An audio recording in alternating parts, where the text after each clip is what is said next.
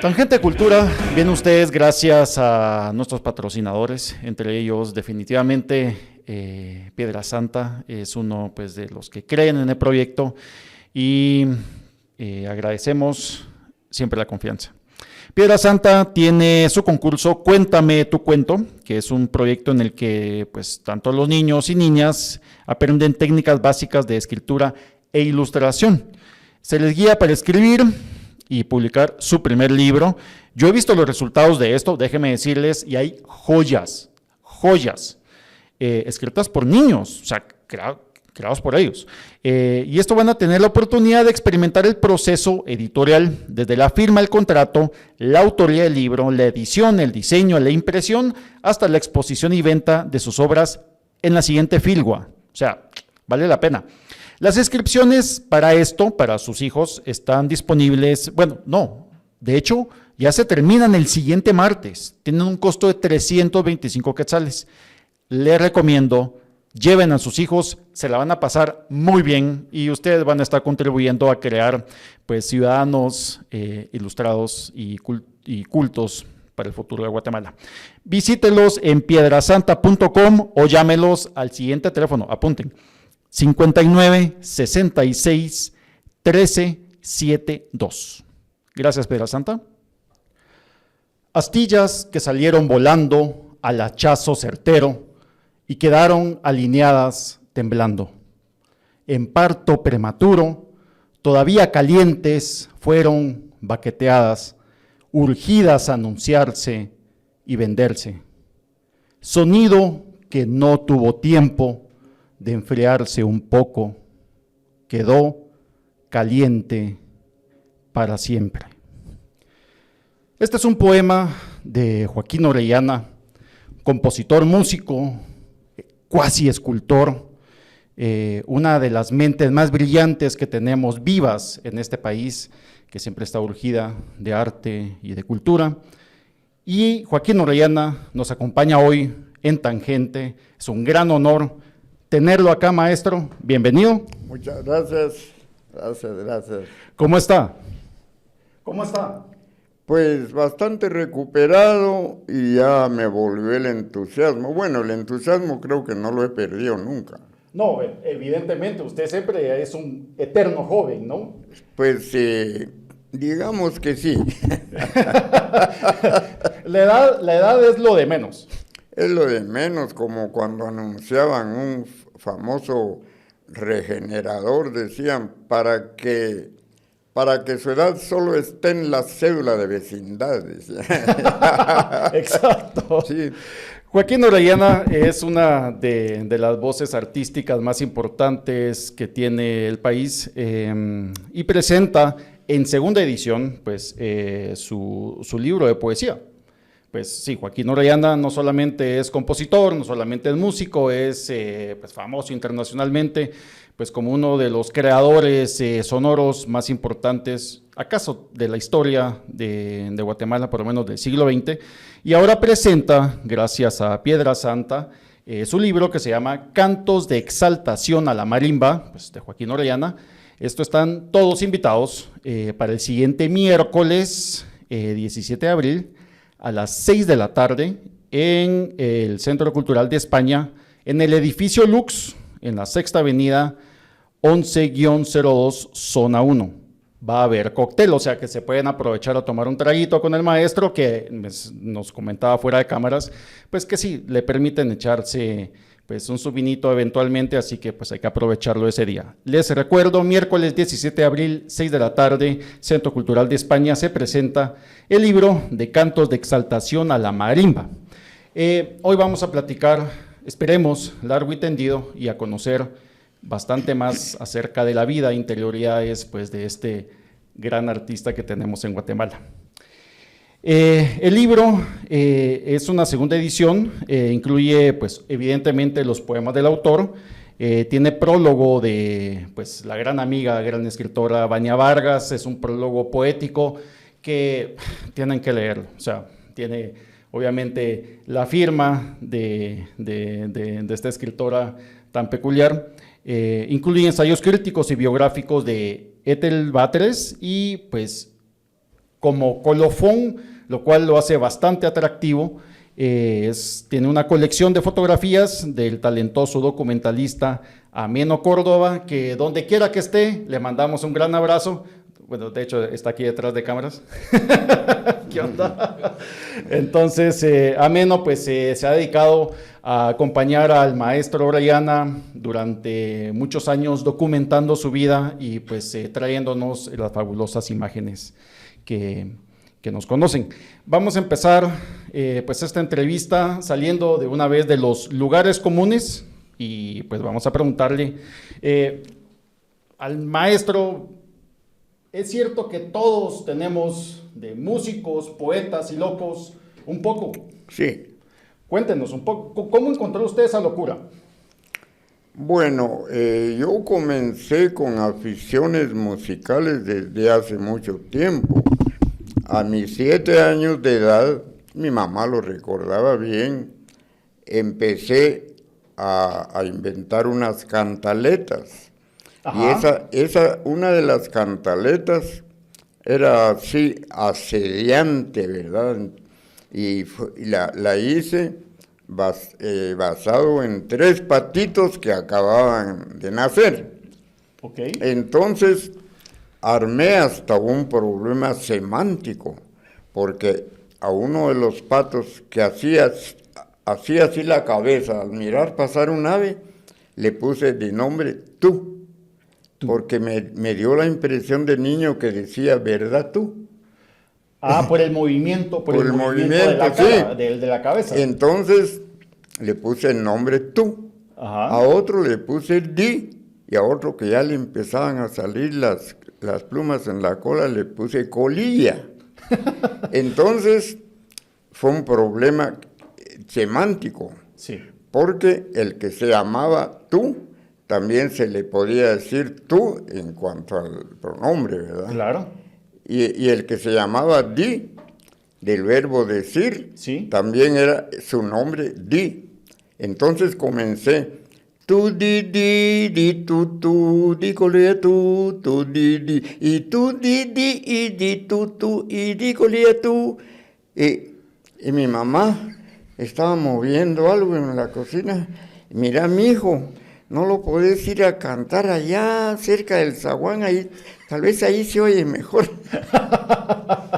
Yo sabía que me estaba mandando al diablo, pero seguí con la cantaleta. Después era un perrito, Ajá. que era de color blanco. Entonces le decíamos Blanquito. Claro. Pero yo le empecé a decir Blanquinco Arín.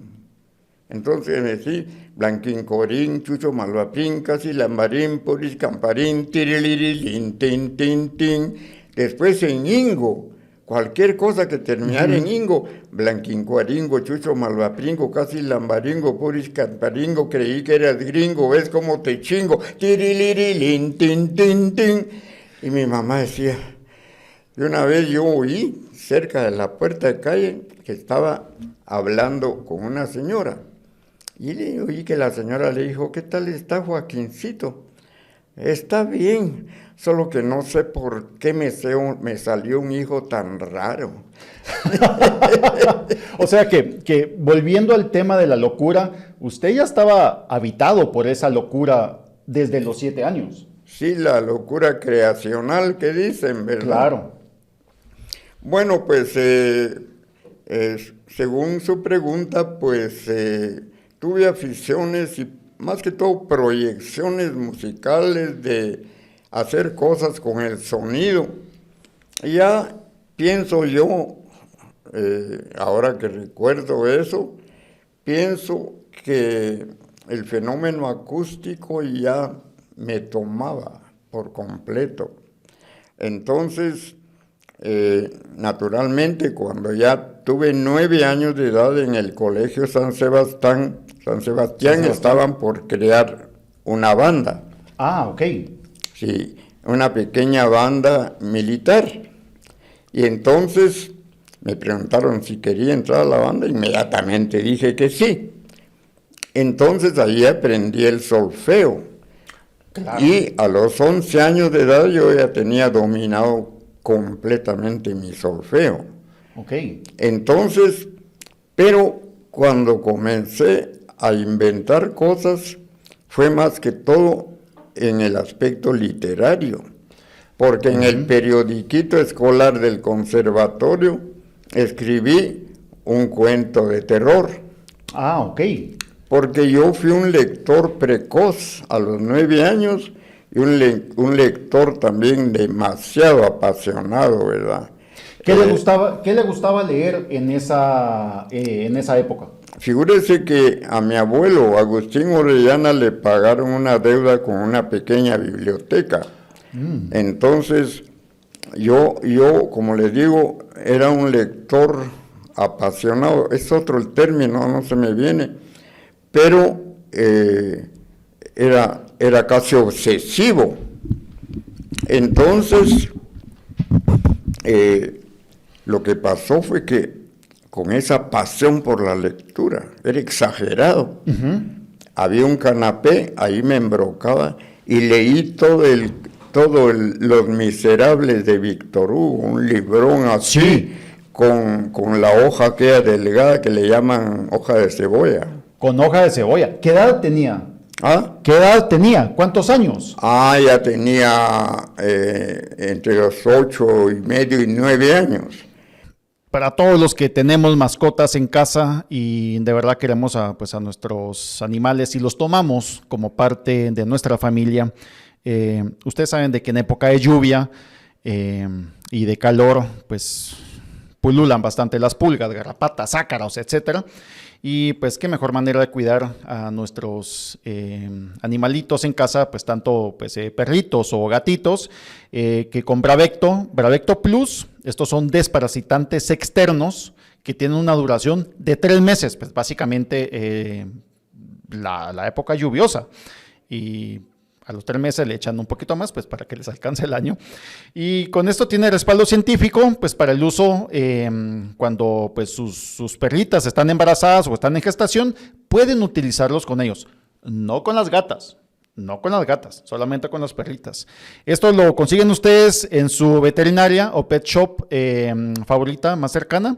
Les recuerdo, Bravecto Plus funciona. Yo se lo he hecho a mi Amy Winehouse, así se llama mi gata. Gracias. Fui un lector precoz, ¿verdad? Claro. Entonces, de ahí empecé, porque yo que iba a tener yo un orden para leer, ¿verdad? Entonces, de Los Miserables de Víctor Hugo, pasé a Stefan Zweig, El amor, las mujeres y la muerte, Ajá. a esa edad. Y también de otro filósofo alemán, y también el norteamericano Graham Greene, Ajá. también estaba. Entonces yo leía así a saltos de canguro, como dicen, ¿verdad? Sin ningún orden. Era una lectura intuitiva. Usted iba donde su intuición lo llevaba. Sí, pues, entonces mi abuelo materno era muy religioso. Y ya cuando yo andaba por los 11, llegué a la casa de mi abuelo con un libro de Stefan Zweig y le dijo a mi mamá, mira, Laura y Joaquín está leyendo si esos les dicen los poetas malditos, ¿verdad? Y entonces él está leyendo eso, mira que si en el colegio, que es colegio religioso, miran que está leyendo eso, le van a dar la excomunión. En eso un libro peor, José María Vargas Vila, que estaba prohibido por la Santa Madre Iglesia. Sí. Entonces, que acuñó la famosa frase de si la vida es un martirio, el suicidio es un deber. Sí, y si la vida es un infierno, el suicidio es una obligación. Eso. Entonces, estamos en la primaria, dijo la maestra, los que lean a ese señor diabólico, Vargas Vila, se les niega la comunión, están excomulgados. Yo le dije, ¿qué es eso de excomulgados vos? Que no te van a dejar comulgar. Ah, bueno, dije yo, y a mí no me hace falta eso. Pues sí. Así lo pensé, ¿verdad? O sea, usted ya era un apóstata, digámoslo, Sí. ¿a qué edad? ¿A los Como 11, quien 11 dice, años? ya renegando de mi religión, ¿verdad? ¿Cuántos años tenía usted? Allá andaba entre como 9 y medio años. Ok, sí, pues a esa edad. Entonces, según las manifestaciones artísticas, pues comencé con la pasión literaria. Y como le contaba, hice un cuento terrorífico. ¿De qué iba el cuento? Era de una mujer muy bella que la vi por atrás y la había visto el rostro rápidamente y era muy bonita. Entonces la comencé a seguir por toda la Tercera Avenida, primero la Quinta Calle, después toda la Tercera Avenida hasta la Tercera Calle, y fue bajando y bajando hasta que llegó a la Sexta Avenida. Ahí se detuvo, y entonces cuando yo le iba a hablar, volvió así la cabeza y era una calavera.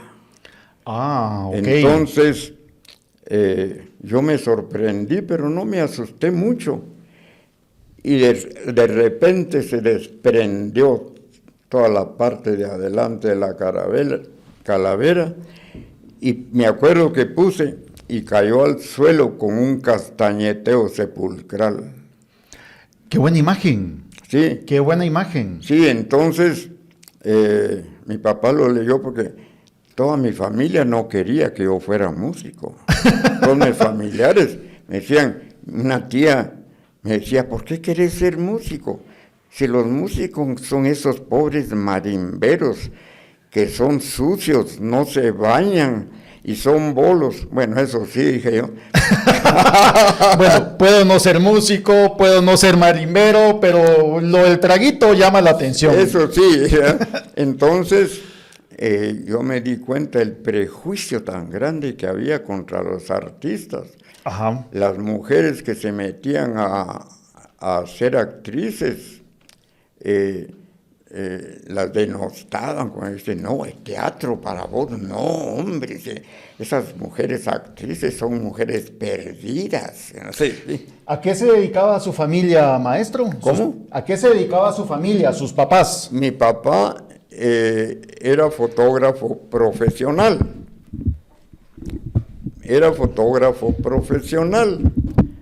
Pero aparte de eso, tenía gran afición por la pintura, llegó a pintar muy bien en acuarela y el óleo a espátula. Me acuerdo que a mis 9 años me hizo un retrato muy bonito en óleo a espátula y le gustaba mucho leer literatura. Cuando le conté lo que decía mi tía, me dijo, es gente tonta, no le hagas caso, vos seguí. Entonces, él me dio mucha fe, porque mi mamá también decía, ay, está bonito que te guste la música, pero debieras poco a poco ver cómo te haces ingeniero o abogado, ¿verdad? Ya cuando hice mis primeras cosas, un primo me dijo, vos, ¿y para qué se haces esas tus cosas que ni te las reconocen? Entonces me dijo, ¿por qué no haces que te consigan un terrenito y te dedicas a la agricultura? ¿Verdad? Y cuando vio que yo ya tenía un prestigio, que comenzaba con cierto prestigio en lo nacional, me dijo, está bueno vos, pero no abandones tus estudios, porque de músico no vas a ganar mayor cosa. Los artistas son pobres y todo esto. Entonces yo dije, no le dije nada a él, pero dentro de mí dije, este no sabe que para mí es una pasión y que no podría estar siguiendo una carrera universitaria y al mismo tiempo componiendo o escribiendo, porque es una pasión. ¿En qué momento brinca de la literatura a la música?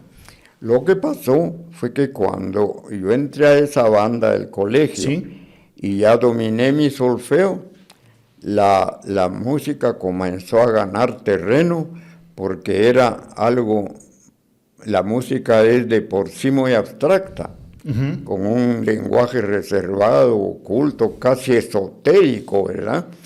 Entonces, la música fue ganando terreno. Al mismo tiempo me apasioné por la física y la química. Y me acuerdo que hice una bomba por corrosión. Sí.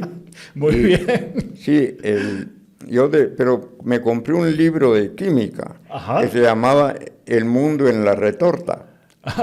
Perfecto. Entonces, yo me di cuenta que el carbono era muy ávido del ácido sulfúrico y el ácido sulfúrico muy ávido del carbono. Entonces, el clorato de potasio era de por sí explosivo. Entonces lo mezclé con azúcar porque el azúcar es carbono. ¿Sí? Entonces, al llegar una gota de ácido, inmediatamente se encendía. Entonces lo metía en un frasco con tapón esmerilado, que tenía un canalito que se veía como gotero si se ponía en fase. Sí. Si fuera de fase, pues solo quedaba el espacio. Entonces, ahí en esa mezcla, y yo era el líder de mis primos, ¿verdad? Entonces, miren, muchachos, aquí vamos a dejar esto. Aquí voy a echar la gotita, Ajá. lo pongo en fase y va a ir bajando y salimos a escondernos a otro lado. Cuando la gota llegó a esa mezcla, una explosión y no cayó pero ni el polvo, el frasco. Entonces mi abuelo salió de su tienda que tenía de ropa para campesinos.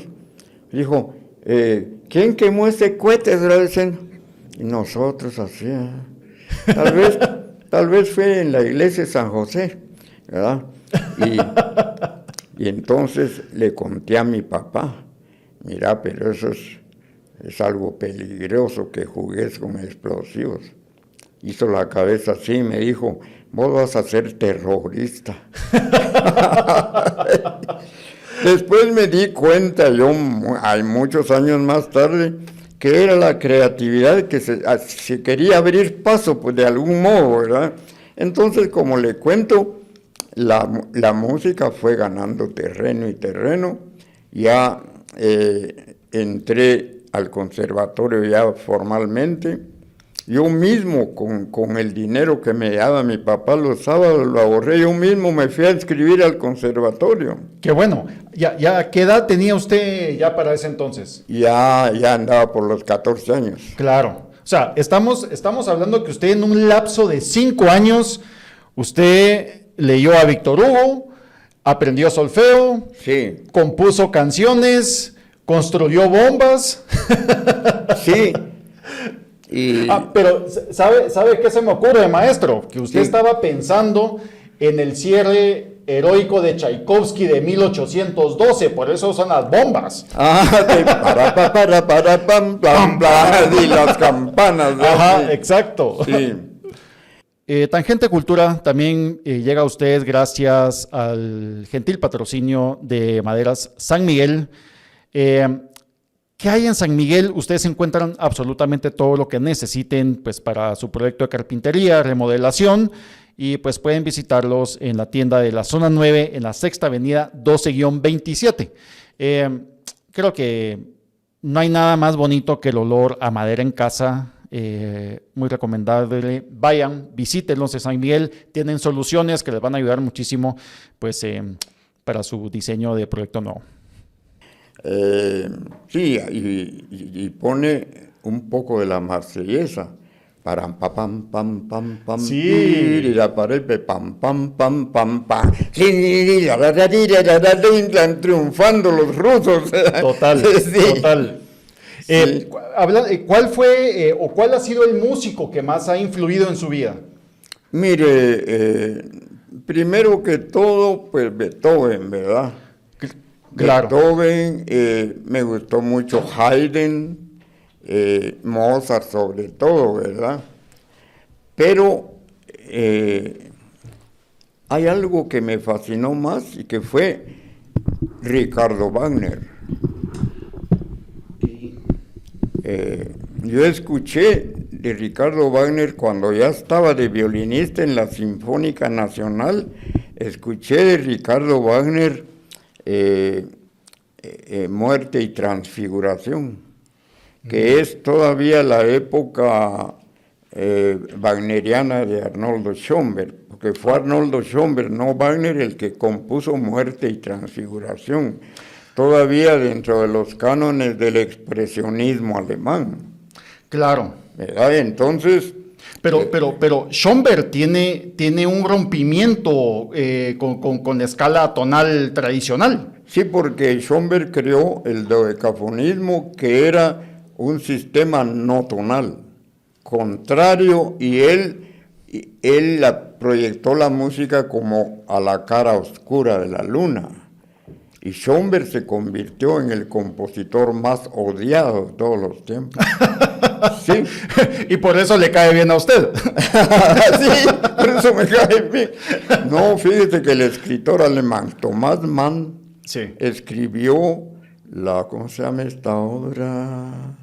La montaña Mágica. La montaña mágica.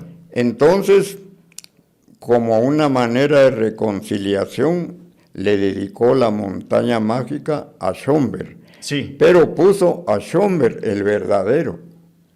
Ah, ok. Entonces, de todos modos, siguió la pugna y nunca se reconciliaron, porque cuando escribió el doctor Faustus, es como la transformación de la pureza en lo demoníaco, como quien dice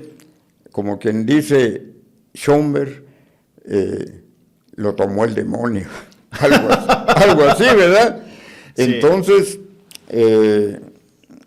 yo conocí la música de Schoenberg hasta que llegué al Torcuato Di Tella en la Argentina, porque aquí no conocíamos la vanguardia de 1960, ¿verdad? ¿En qué año llegó usted a Argentina? ¿Ah? ¿En qué año llegó a Argentina? En 1967. Yo tenía ya 37 años. Ah, ok. Sí, y ya 36, sí, 37 y 38. Cuando salí el segundo año de beca yo ya tenía 38 años.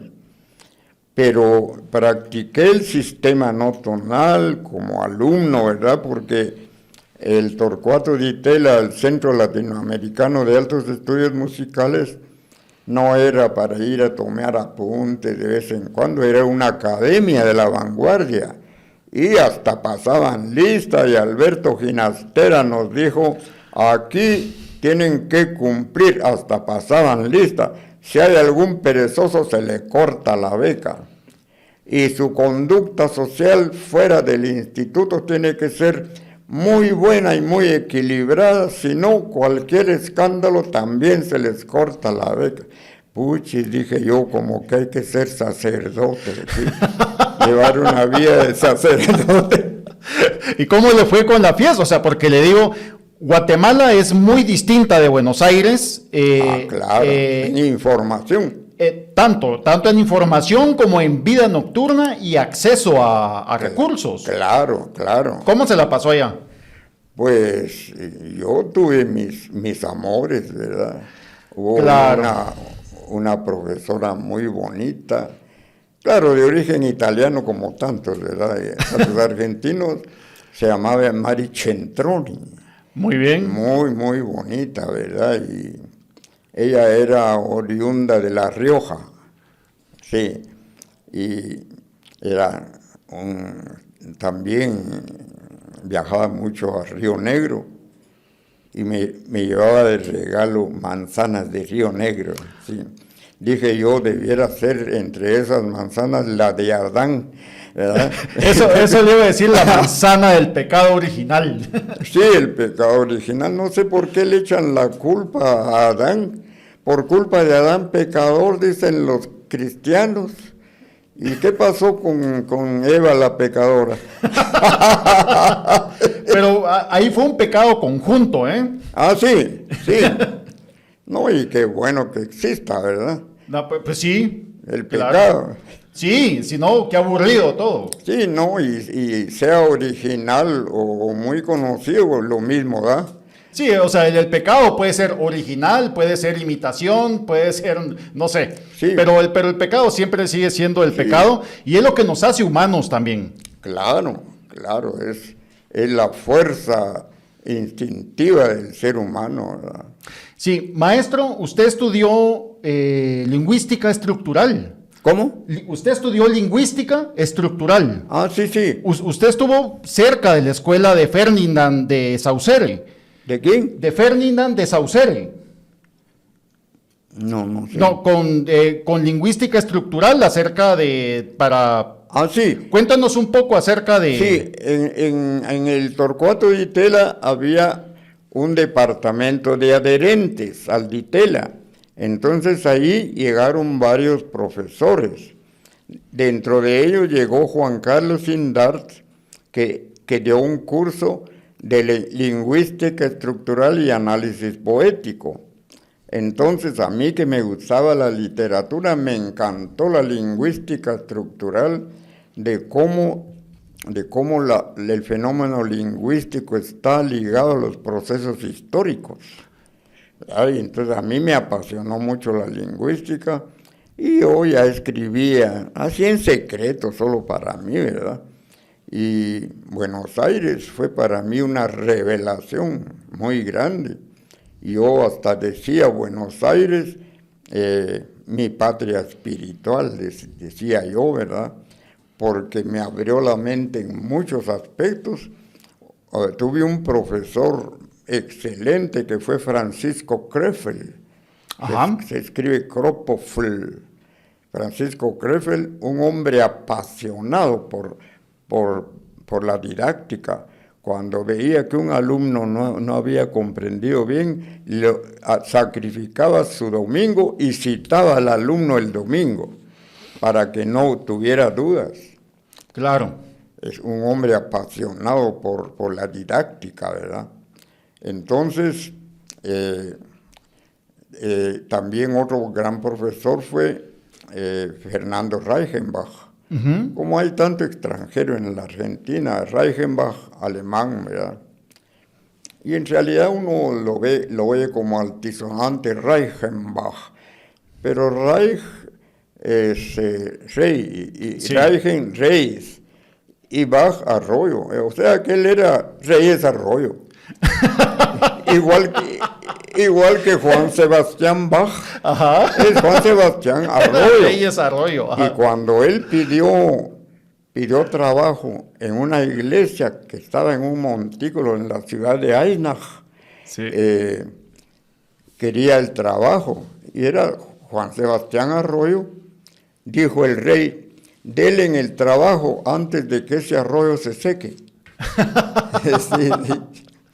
Entonces, pues, como le digo, ¿verdad? Al final, cuando primero hice el primer año de beca un cuarteto de cuerdas que le puse Frater Ignotus, y era una especie de tesis de mi conocimiento del sistema no tonal, ¿verdad? Entonces, al segundo año ya hice Meteora, una obra entre electroacústica y electrónica, inspirada en la ciudad griega, en Atenas, de Meteora.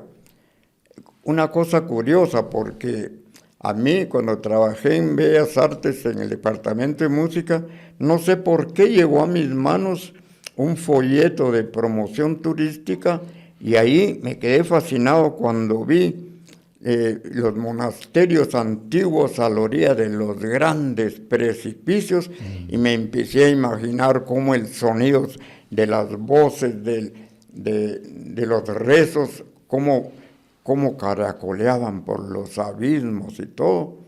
Entonces, en el Ditela fue que hice Meteora. Curiosamente, con el tiempo, fui a la ciudad de Meteora en Atenas cuando se estrenó en el 2017 mi sinfonía desde el tercer mundo. Ajá. Entonces dije yo, esto como que ya era un llamado del destino, cuando yo hice Meteora. Entonces, bueno, después yo tuve una crisis y por eso hice Humanofonía. Para entonces ya era el año 1975. Yo tenía ya 45 años. Entonces, Humanofonía, claro, significa Sinfonía de la Humanidad.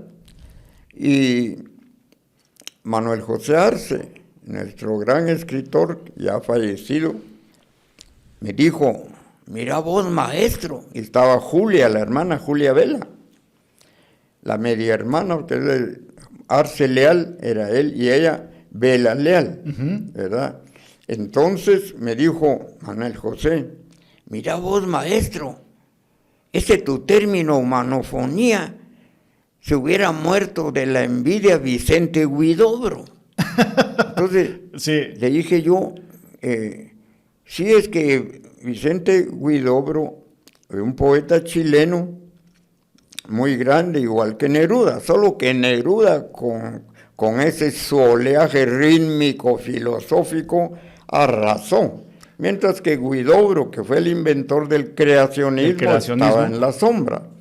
Entonces me dijo, él transformaba las palabras, unía otras, unas con otras, como el término humanofonía. Entonces, dije yo, el creacionismo, de manera que yo me conecté con el creacionismo sin darme cuenta. Después hubo una diatriba de alguien que compuso una nalgofonía. Entonces yo... Le dio envidia no haber inventado ese nombre. Sí, entonces yo, con una vez que me entrevistaron, porque se supo porque él fue a la prensa a hablar de su nalgofonía. Entonces yo dije, mire, a mí eso mucho no me interesa porque eso es sórdido, pobretón, ¿verdad? Entonces, pero mire, le dije, humanofonía idealmente significa sinfonía de la humanidad. ¿Qué puede significar nalgofonía? Algo que no salió del cerebro, sino por el trasero. Un pedo. Sí. Entonces, si lo leyó o qué, no sé, hasta aquí, ¿verdad? Pero en una entrevista anterior con Ameno Córdoba, yo cité un poema de Francisco Morales Santos, porque otra diatriba, cuando vieron mi sinusoide, que le puse así por la forma sinuosa, un musiquillo por allí, dijo, esa es la marimba de Rambo, porque Rambo todo lo hace mierda. Entonces, en American Society, en un libro que editaron que se llama Joaquín Orellana, The Spine of Music, Diana Flato tuvo una idea que yo nunca me imaginé. Puso The mallet as a brush, o sea, la baqueta como un pincel, como yo hice baquetas rodantes, al tocar por dentro el sinusoide es como si lo estuviera dibujando. Entonces, por eso dijo en inglés, la baqueta como un pincel. Entonces le dije yo a Meno, ya se dio cuenta el gran contraste de apreciación entre lo que dijo este musiquito y lo que descubrió Diana Flato. Entonces, yo he sido en el pasado muy detractado. Hubo un detractor quería como destruirme. Tanto que mi representante, que es el maestro Julio dos Santos, es un hombre muy tesonero. Ujú. Y aún él me dijo, mire maestro, a usted lo fregaron tanto que yo hubiera abandonado.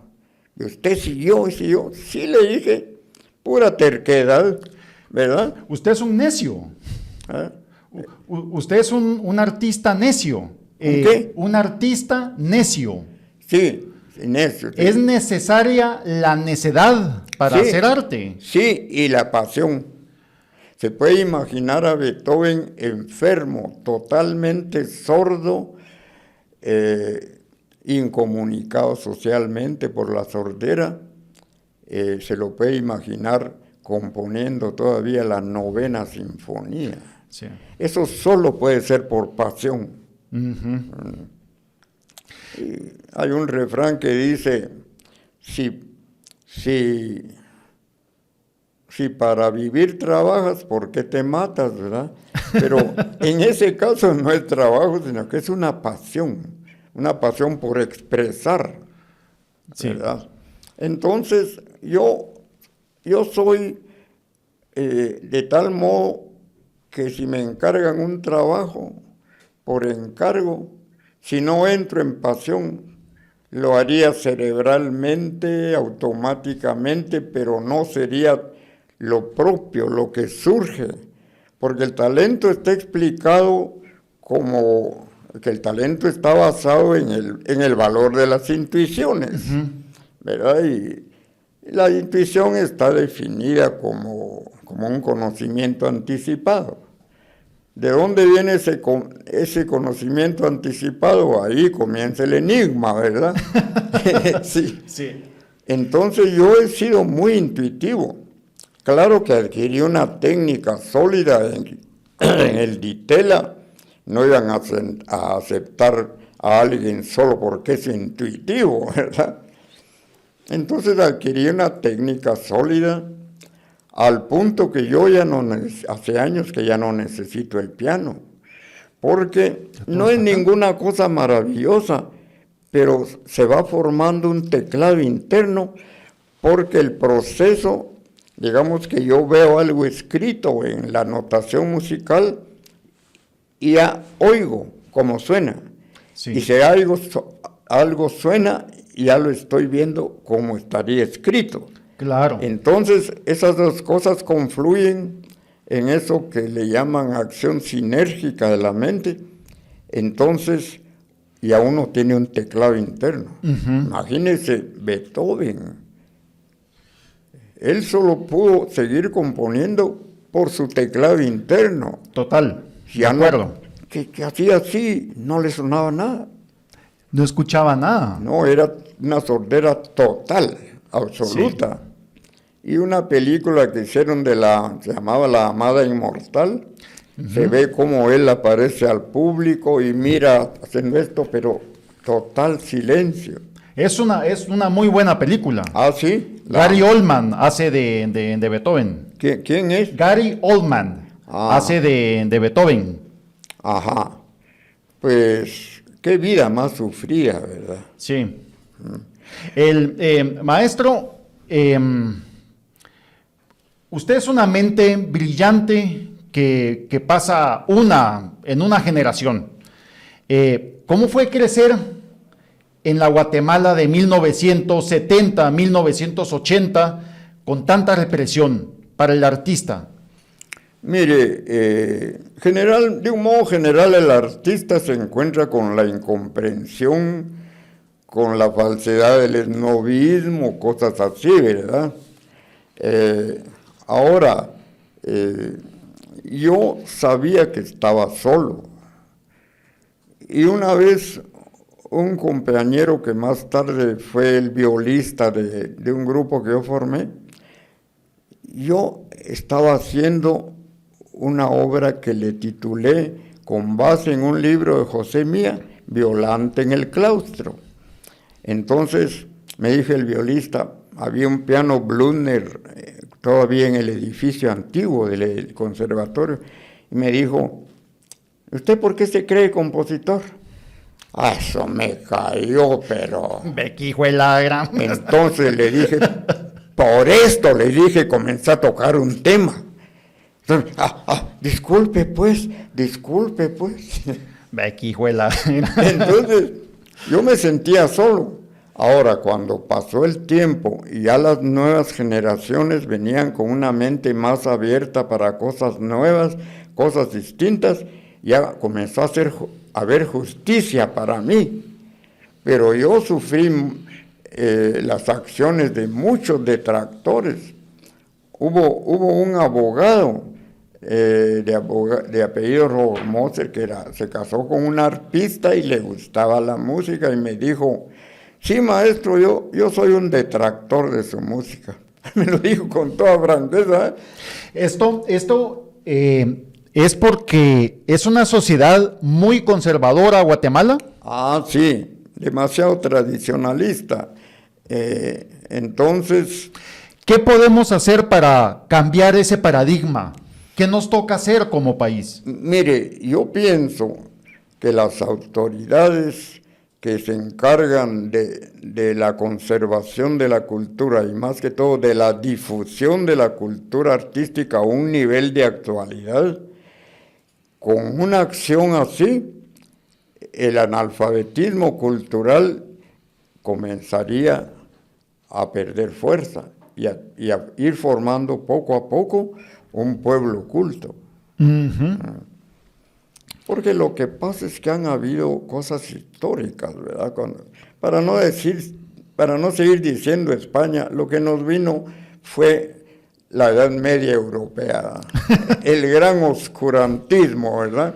Entonces pusieron a los naturales a construir iglesias, que cuando los mayas no necesitaban iglesias.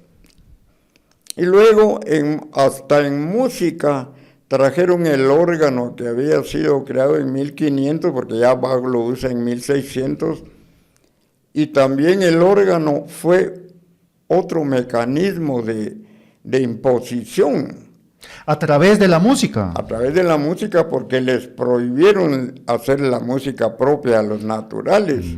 Tenían que hacer una misa, componer una misa. A mí me han dicho, mire, ¿será que usted va a seguir componiendo en el otro mundo? Yo creo que sí, tal vez don San Pedrito me va a encomendar una misa solemne. Yo le voy a decir que sí, pero con la condición de que me presente a las 11,000 vírgenes. Pero sí, y a mí me tocó mucho sufrir. ¿Sabe qué me dijo mi papá? Una frase que no se me olvida. Vos estás aquí como un perro fino en un rancho miserable. Como un chucho fino en un rancho miserable. En un rancho miserable. Maestro, Guatemala es un país sensorial. Es fácil apreciarlo visualmente, es fácil escucharlo, pero la música, lo que se escucha alrededor del país es otro tipo de amor. Y usted logró escucharlo mejor que nadie. Usted transmite los sonidos, los rumores de las hojas, las voces del país, los ecos, los movimientos de las sombras. Usted logró asimilarlo en su obra. Guatemala, ¿usted cree que es un país que está siempre a punto de gritar, pero nunca grita del todo? ¿A punto de qué? De gritar. Ah, sí. Sí, ¿cómo usted como documentalista sonoro del país, cómo ve a Guatemala con ese grito trabado en la garganta? Mire, yo veo como que siente un negado paisaje sonoro. Un negado paisaje sonoro. Sí, porque hay muchos intuitivos que incluso dirían, qué hermoso el viento y el movimiento de los árboles, es hasta coreográfico. ¿Qué hiciera con esto? Pero no tienen una formación y padecen de analfabetismo cultural. Uh-huh. Entonces, así siento yo a la dolorosa Guatemala. Cuando a mí alguien me dijo compositor político, le dije no, yo no soy compositor político, tengo sensibilidad social. Entonces, cuando yo compongo algo con amor a mi país, inevitablemente pasa por un filtro que es la sensibilidad social. Entonces se proyecta tratando de hacer una descripción artísticamente hablando de nuestra realidad social. Entonces soy eso, pero no un compositor político. Son dos cosas distintas. Sí, claro, claro. Usted, pero yo no creo que usted sea un compositor. Usted es un traductor de un país completo a través de los sonidos. Sí, sí, porque la humanofonía de 1975, que fue tan criticada, esta humanofonía estaba basada más que todo en la sonoridad de fonemas de lenguas indígenas, porque me dio por pensar que el acento, el dejo del habla, es un resultado de tanto tiempo de sojuzgamiento. Entonces, es la humanofonía dolorosa de un pueblo sojuzgado. Eso de momento era muy difícil de entender y mi maestro José Castañeda, que era un hombre tan instruido, era una fuente grandísima de sabiduría, ¿verdad? Entonces, él me dijo, mire Joaquín, es que a este país lo debían a llevar todos a una gran beca de otro país. Qué gran frase, a este país hay que llevarlo becado a otro país. Sí. Wow. Y como siempre, ustedes saben que si se acerca el fin de semana o un evento importante y usted pues tiene pensado que eventualmente se va a pasar de copas o va a estar extremadamente alegre, acá le recomendamos en Tangente que busque los productos Himalaya, principalmente Padre Smart. Padre Smart funciona, es usted antes de llegar a la fiesta, se toma la tabletita que está hecha con productos naturales, se la toma con el primer traguito que se va a echar y al otro día va a estar bien. Lo digo por experiencia, funciona. Padre Smart. ¿Qué año fue esto, maestro? Cuando yo fui alumno del maestro Castañeda, mire, yo ya tenía 18 años, fue como en 1948. El maestro ya murió, pero era un gran erudito. Escribió un libro que le tituló Las polaridades del ritmo y el sonido, nueva notación musical. Él inventó una nueva notación musical en 3 líneas en lugar de 5. Y era mucho más sencillo que el que creó Guido d'Arezzo. Sí, ajá. Pero era imposible luchar con un mundo completo con el código de Guido d'Arezzo, ¿verdad? Era imposible. ¿Y sabe qué hizo? Una notación para la danza, donde se podía escribir hasta el movimiento de un dedo. Pero en eso lo sorprendió la muerte. Yo ya no supe qué pasó con su libro, pero habían rumores de que en México le habían copiado la notación para la danza. Yo no sé ni dónde encontrar a sus familiares. Él era Castañeda Medinilla. Ah, ok. Sí. Entonces... maestro, cuando usted empieza a conocer Guatemala, a adentrarse en las entrañas místicas, morales, artísticas del país, los instrumentos se le quedan cortos. ¿Cómo empieza usted con la idea de crear nuevos instrumentos, los útiles sonoros? Mire, lo que pasa, pero ese es solo un aspecto. Cuando se está en pos del sonido, cualquier fenómeno acústico que a la mayoría le parecería simple, para uno tiene un significado. 2 piedritas cóncavas en una playa, frotarlas, al que está en pos del sonido le dice mucho, a otra persona solo hace así, la tira. Entonces, hay muchos útiles que se han generado por accidente. Okay. Un accidente de fenómeno acústico. Pero otros entraron dentro del margen de una cosa ideal. Entonces, la marimba, por ejemplo, yo no la veía solo como un instrumento nacional, que así le llaman, sino la veía en su totalidad desde los antiguos balafones africanos, de los cuales ya hace más, unos 2000 años o más, que ellos descubrieron el fenómeno de la tablilla de madera rectangular sonora. Entonces, eso es la unidad. Y cuando yo creé la sonarimba con 2 sonidos, yo hasta después me di cuenta, pero Lester Godínez también me lo dijo, usted aquí descubrió la unidad en la diversidad. La unidad de la tablilla rectangular sonora como origen hasta de las marimbas industrializadas de los japoneses, ¿verdad? Entonces, ¿cómo era la pregunta original? Que ya creo que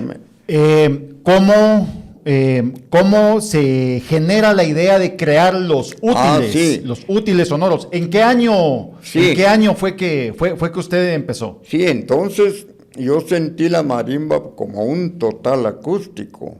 Entonces me dio la idea y el impulso de hacerla un hecho tangible. Entonces, cuando la sonarimba en gran número se proyecta en el espacio real y el espacio acústico, es como si la marimba hubiera salido de sí misma, aún más allá de sí misma. Y Lester Godínez dijo, es como si la marimba hubiera sufrido un Big Bang.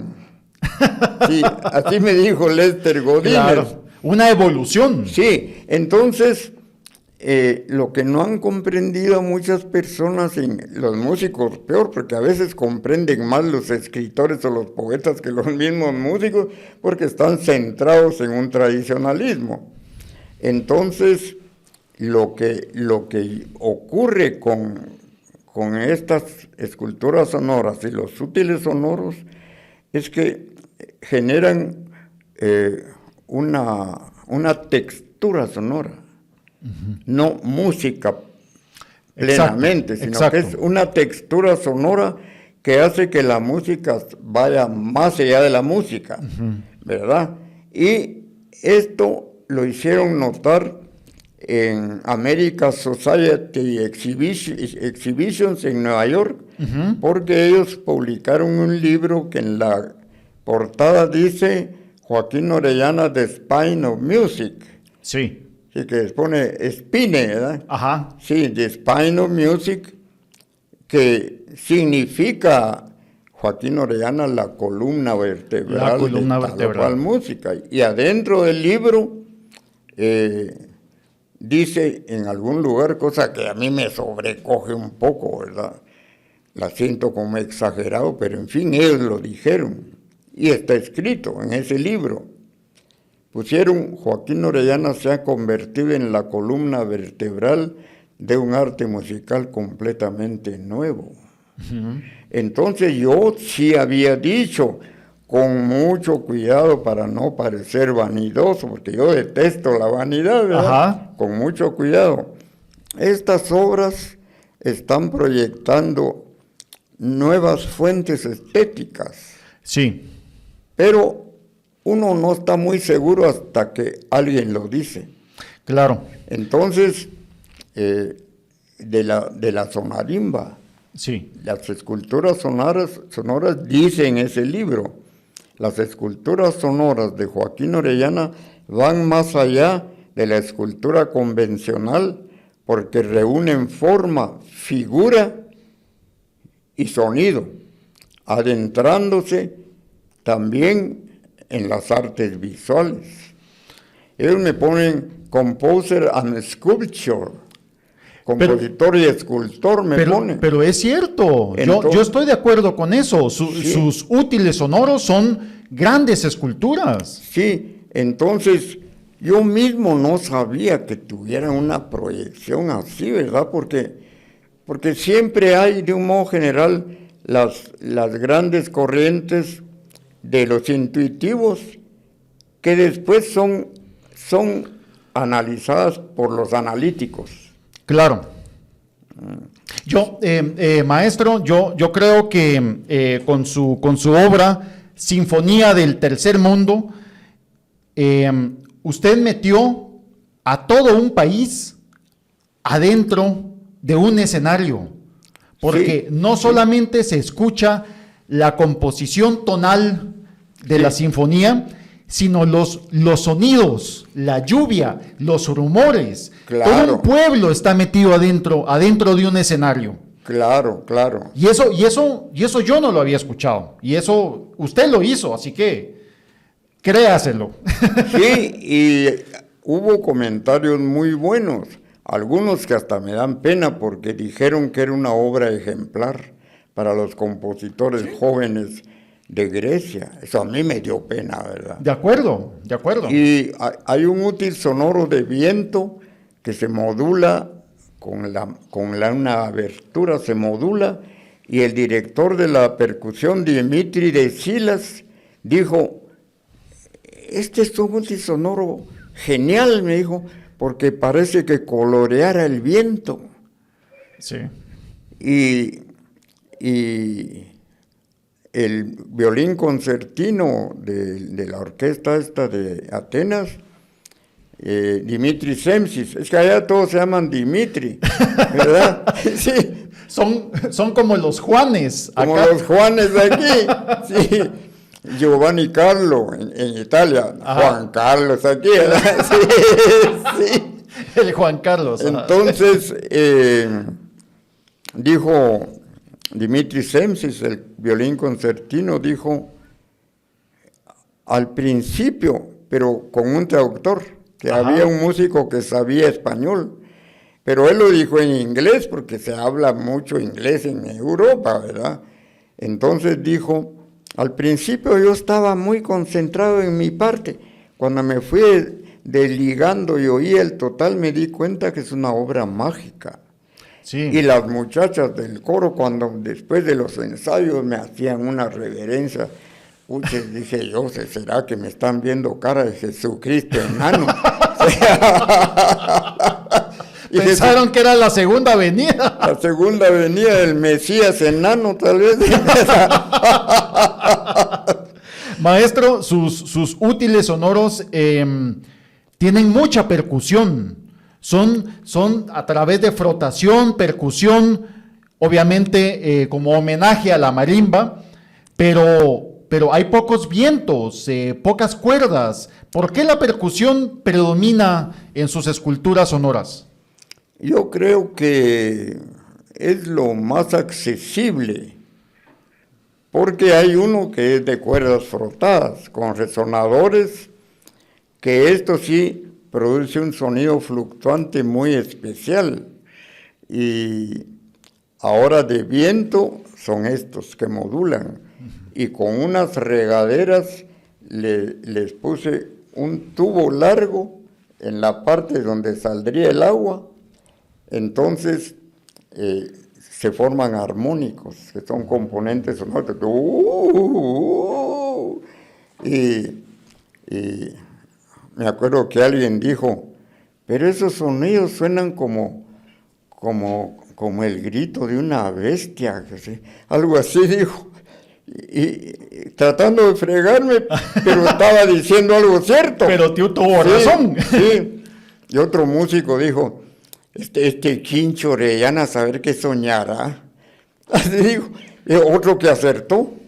Usted me estaba diciendo, fuera de cámaras, que las ideas lo persiguen, Sí, lo torturan, sí, le quitan el sueño. sí. Cuéntenos un poco de eso. Y lo que pasa es que poco a poco, dentro de la creatividad total, me fui llenando de datos y más datos y más datos, hasta que tal vez necesitaba una limpieza del disco duro. Pero esos datos se amontonan unos tras otros.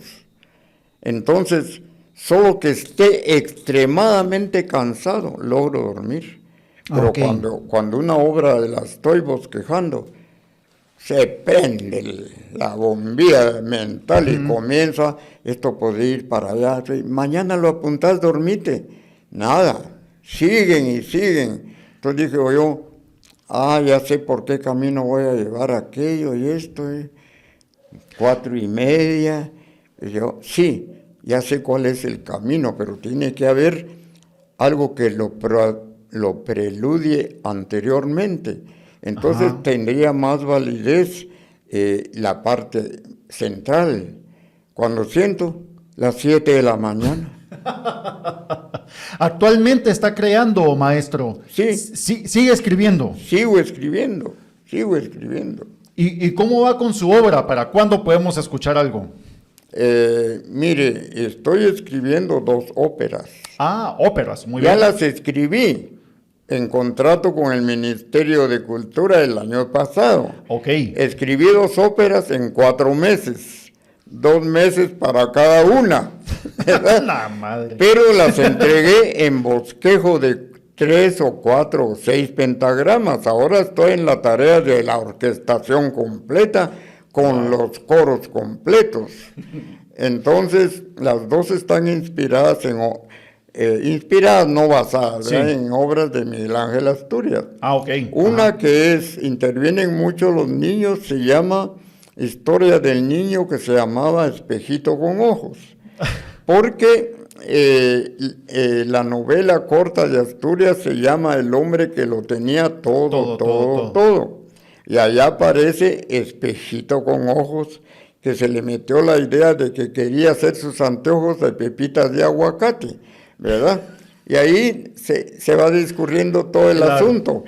Pero Miguel Ángel no dijo por qué el niño quería hacer sus anteojos con pepitas de aguacate perforadas.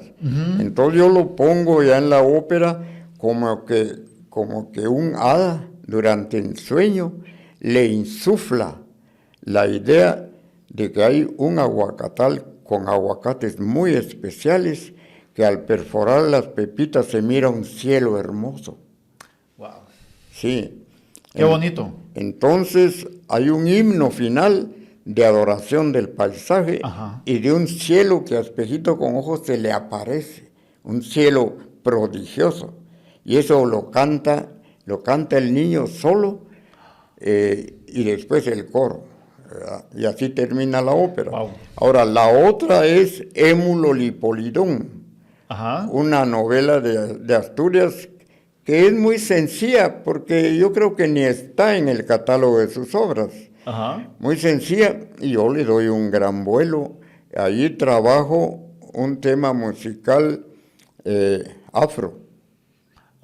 Así, sí. Pero logré un tema modal, así como es el canto de los espirituales de los afroamericanos, de los africanos, y entonces logré un canto que para mí es como la malada memoria de la malada esclavitud. Ese es un tema que se ha hablado muy poco en Guatemala. Sí, entonces sí. En la escena, porque yo hago mi propia, si fuera religioso diría por la gracia de Dios, ¿verdad? Sí. Yo hago mi propia dramaturgia. Wow. No necesito dramaturgo, que tal vez no me va a entender. Exacto. Sí, yo hago mi propia dramaturgia y mis propios textos poéticos o en prosa. Afortunadamente tengo esa facilidad por la práctica de la literatura. Entonces logro poner textos muy naturales, no forzados. con los acentos prosódicos del idioma y los acentos prosódicos musicales. Sí, porque hay errores, por ejemplo, una compositora popular mexicana, porque estoy tan enamorada como nunca lo había estado, ¿verdad? Sí. rompe. Sí, entonces ahí falló la prosodia, ¿verdad? Claro. Maestro, tengo una pregunta. Vamos a ver. Los países y culturas en general se conocen a través del lenguaje musical. Yo puedo ir a China, no hablo el idioma, pero si escucho su música, habla de los chinos. Voy a España, la música habla de los españoles. Sí. Guatemala tiene una peculiaridad que creo que se distingue de los demás países alrededor. El Caribe es alegre, tiene Sí. salsa, tiene merengue. El Salvador tiene cumbia. Sí, México tiene mariachis. sí, Y es música alegre. sí, Y Guatemala tiene música triste. Es una música muy melancólica, dolorosa. dolorosa. ¿A qué Sí. cree que se debe esa peculiaridad sonora del país? Yo creo que, primeramente, como país pequeño, no hemos tenido muchos aportes de otras culturas como ha sucedido con México. Entonces estamos como encerrados dentro de una melancolía ancestral. Entonces, por eso es que hasta nuestros sones son tristes. El Sí. son, hay sones alegres, pero hay una gran mayoría de sones melancólicos, Sí. ¿verdad? Nostálgicos. Entonces, eso es lo que yo analizo. Ahora, hay un ritmo, como así le dicen, la característica de la guarimba, que también le llamaban 6x8. Entonces, esa sí es festiva, ¿verdad? La Sí. ra ra ra ra tan ta taram pa Sí. pam pa pa 1, 2, 3, 1, 2, 3, que generalmente se bailaba contoneándose pero sin pasar de 2 ladrillos. Entonces, yo estilizo la guarimba cuando me encomendaron música para los 200 años de la independencia. Sí. Entonces le puse Guatemalada guarimbeante Ah, sí. por de la, acuerdo. por la guarimba y entre paréntesis mini sinfonía, algo así le pongo, ¿verdad? ¿Cómo era realmente? Era Sinfomínima popular. Sinfomínima. Buen nombre, buen nombre. Sí, y después, bueno, el alcalde quedó encantado porque yo logré un final apoteósico y el alcalde quedó encantado, ¿verdad? ¿Cómo es que se llama? Ricardo Quiñones. Ricardo Quiñones, no sé si él todavía Sí, es actual. sí. Entonces le llamaron Sinfonía de los 200 años. Y así la conoce mucho tiempo porque me hicieron un homenaje. Cada año hacen un homenaje en Musicartes. Ajá. Y entonces, de repente a mí me aplaudieron. Y de las mesas, un grupo le dijo a otro, ¿y eso qué? Ah, es que es el compositor de la Sinfonía de los 200 años. ¡Ah, vaya! Y entonces han pasado cosas chistosas porque yo formé un quinteto de cuerdas. Ajá. 2 violines, una viola, un cello y un contrabajo. Ya murió el del cello y ya murió el contrabajo, ¿verdad? Se volvió trío. Evolucionó de quinteto a trío. Sí, pues evolucionó. Y evolucionó involucionando. Sí. Entonces, ¿qué le iba a decir? Que había creado el quinteto. Ah, sí. Entonces, También, porque yo muchas veces me ganaba la vida tocando violín en misas, en cumpleaños y todo eso dentro de un grupo. Entonces estábamos amenizando en un restaurante de esos de las grandes bodas y todo esto. Ajá. Y en otra mesa estaba el poeta José Luis Villatoro. Ah, muy bien. Y entonces llegó con nosotros en una pausa. Mira, vos sabés que me dijo un amigo ahí, qué bien tocan esos mariachis. Muy bien. O sea que, maestro, usted es compositor, escultor, músico, poeta y mariachi. Yo pensé que iba a decir y loco. Y loco. Y mariachi. Y mariachi. Qué buena. El mariachi Orellana de Quetzaltenango. El mariachi Orellana de Quetzaltenango. Sí, pues como el mariachi Vargas de Tecalitán, Sí. es en México, ¿eh? De Cocula son los machos. Sí, maestro, gracias por acompañarnos en este tangente de cultura. Qué honor que nos haya visitado. Esperamos pues que todos ustedes se hayan pues disfrutado y tener la oportunidad de conocer de cerca y tantas historias que tiene para contarnos el maestro Joaquín Orellana. Pues yo estoy también no solo muy agradecido, sino muy complacido por la conversación, porque a mí me encanta conversar y cuando me hacen preguntas, me gusta que me hagan preguntas, incluso las más complicadas, porque eso provoca lo que llaman el afine checa, ¿verdad?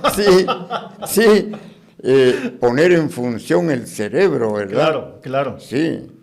Sí, a mí me decía mi abuela, cuando sintas que el pensamiento ya lo tenés perezoso, hace crucigramas.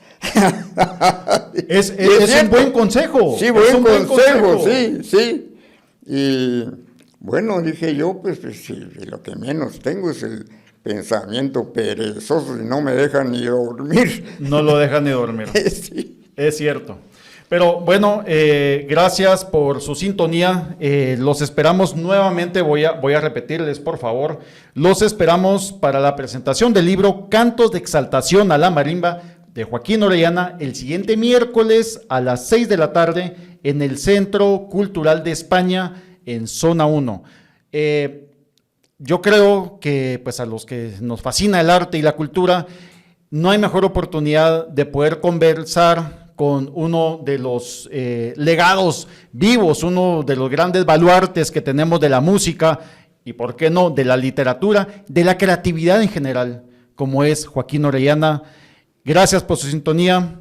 Hasta la próxima, maestro. Muchas gracias.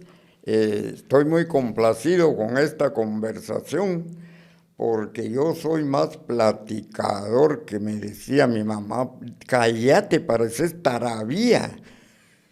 Es curioso esto de las mamás, ¿verdad? Porque sí. Si un niño no habla, ¿usted por qué no habla? Le comieron la lengua a los ratones.